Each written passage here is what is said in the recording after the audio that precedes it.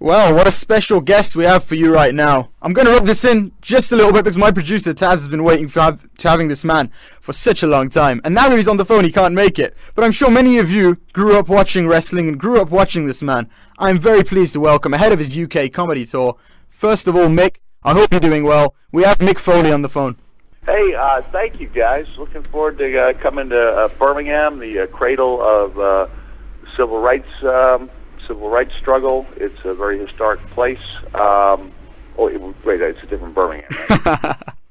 Sorry, I'm actually rehashing material I've already used. So nice to be there, and looking forward to seeing you guys next month. Mick, I want to first of all ask you. You probably get this question quite a lot, but from wrestling to comedy. Well, it sounds surprising to you, huh? Well, I'm sure it sounds surprising to many people. You know what? People will say that. I go, really? You know, comedy, huh? Like, wow, I don't see that. And I'll say, well, you read my book, right? They go, yeah. And I'll say, did it make you laugh? They go, yeah. I said, did it make you laugh out loud? Well, yeah. And I go, all right. So what's the problem? Like, that's what I'll do. You know, like, it's just on stage instead of on the page. And oftentimes, you know, the stories are, you know, I can find ways to make them funnier on stage. And I should say, it's more of a spoken word structure. I'm not telling jokes. So if people want to hear jokes, there's probably better places to go. But if they want to hear, you know, great wrestling stories, you know, that glean from, you know, almost 30 years on the road, it's a pretty good option for you. What about, say, non-wrestling fans who might be interested?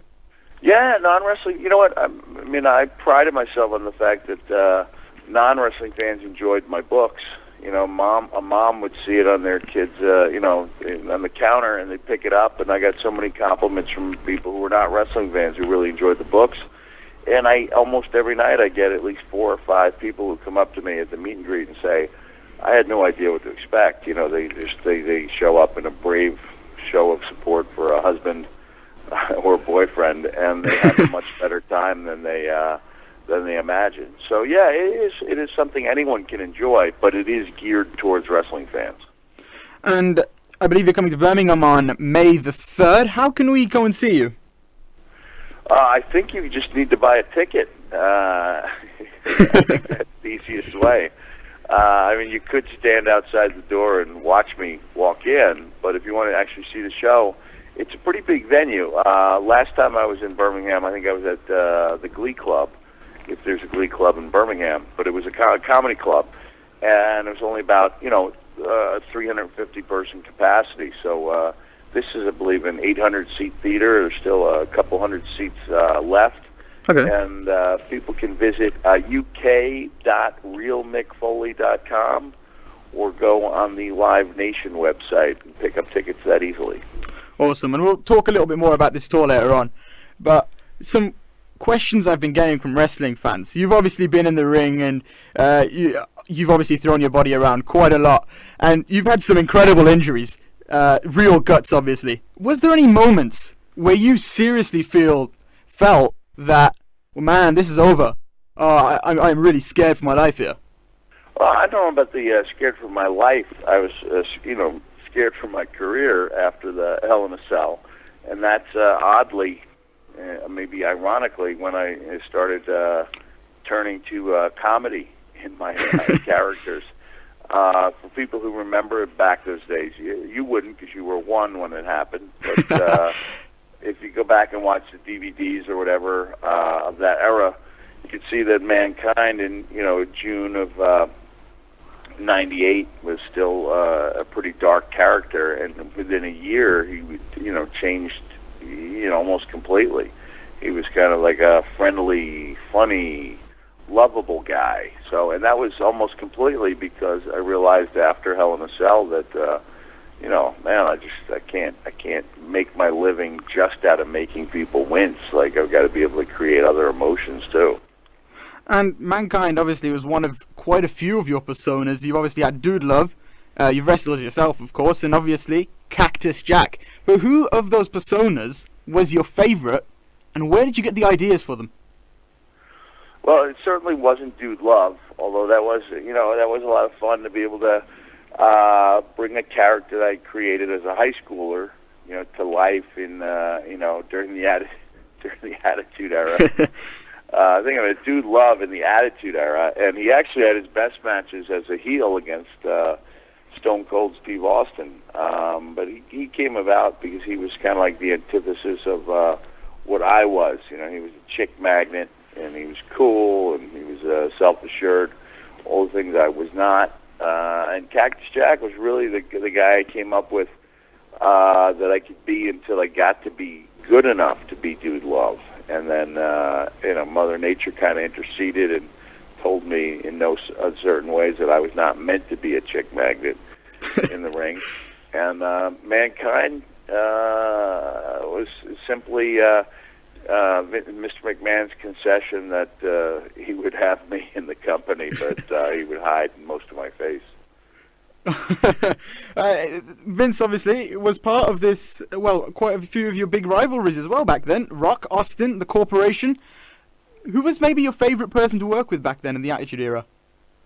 Man, it's tough. Like you said, I wrestled all those great guys, and at their peaks. Well, I got the Rock really on the way up when it was clear that he was going to be huge.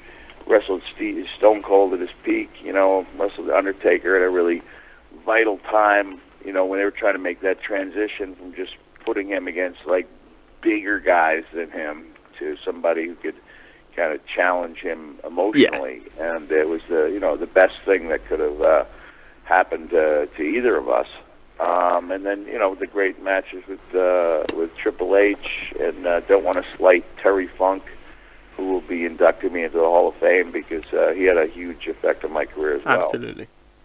And we will talk about Terry Funk as well, and we'll talk about WrestleMania, but you mentioned The Rock. The Rock and Sock connection. Oh, that was awesome. But who had the idea of putting you two together? And the chemistry was just awesome, wasn't it, between the two of you? Yeah, the chemistry was awesome, but it only worked because we had been such fierce rivals. I mean, that was really a very physical, at times, disturbing rivalry. And then, you put two guys together because during the course of doing at that time 4 hours of either live TV or live tape TV, you have to keep coming up with different things. I don't think anyone thought, geez, when we put these two guys, polar opposites together, it's going to be like magic.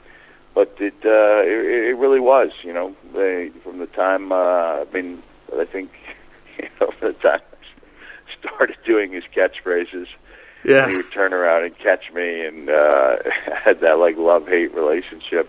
It really, fans took to it immediately.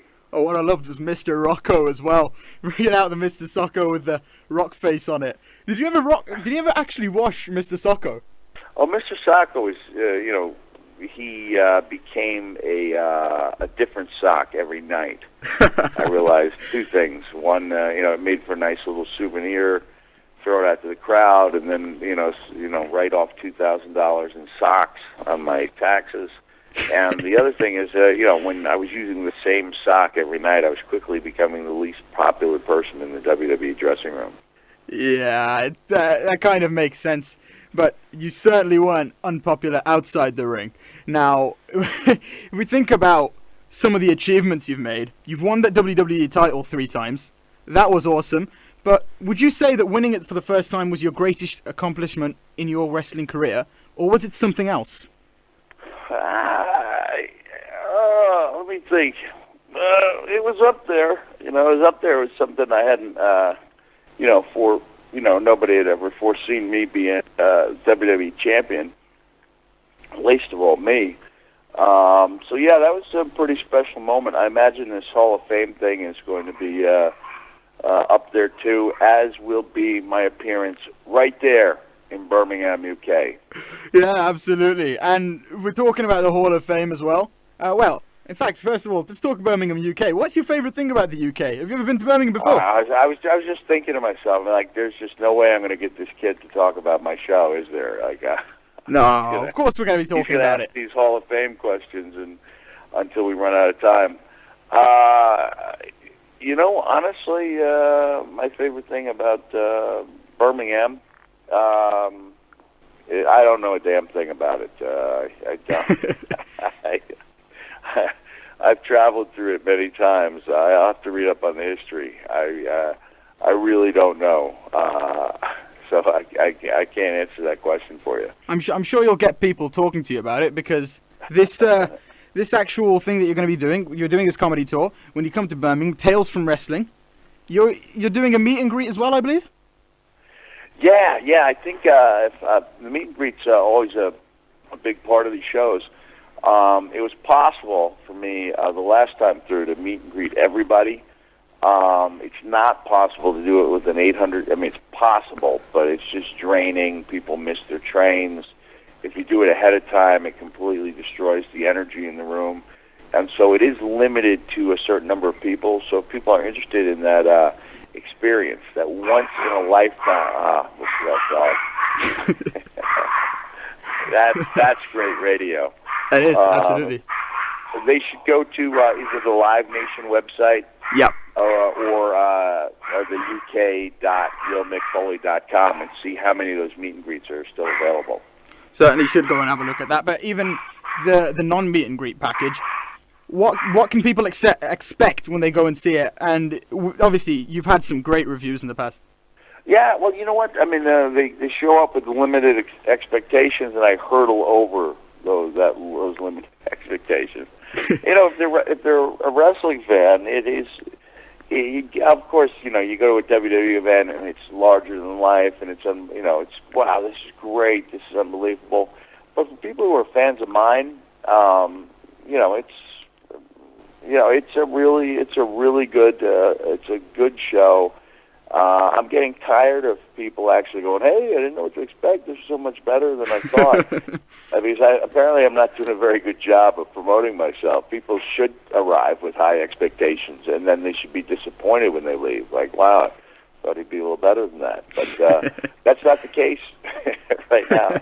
You give it, if you're a fan, give it a try. I will not be in a position where I can do a 3-week tour of the UK again. I mean, I'm needed every week on WWE TV now. So so if I come in the future, it'll just be a couple shows. So I cannot tell you when I will be in your area again. So please take advantage of it. And it's not just Birmingham you're going to, because obviously we are broadcasting also on Crescent Radio, which I believe is in Rochdale. So it's not just Birmingham, is it, that you're going to?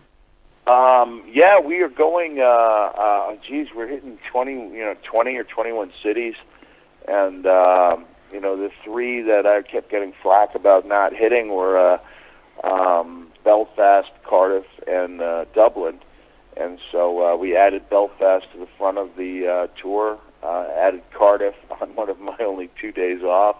And I'm like, you know what? I just can't take the Dublin people, constantly informing me that they're not part of the UK, and therefore I should have to change the name of my tour around. Honestly, I can't take it. I was like, screw it. I'll do Ireland at another time, so that I don't have to hear hundreds of comments from people who don't think that I know that their country is not part of the United Kingdom. In fact, Mick, is there any Al Snow jokes?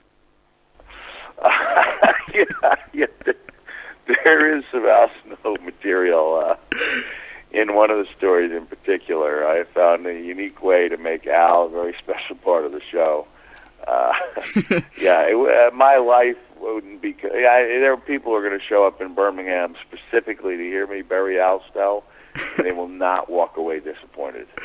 Well, I'm just going to talk quickly as well about your Hall of Fame induction, because this is massive, isn't it?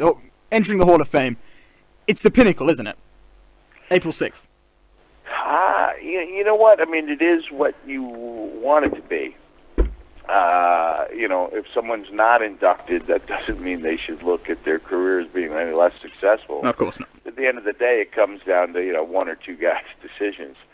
And so before I was in the Hall of Fame, I would say, hey, I'm not going to allow these, one guy to dictate whether or not my career was important. I did feel like the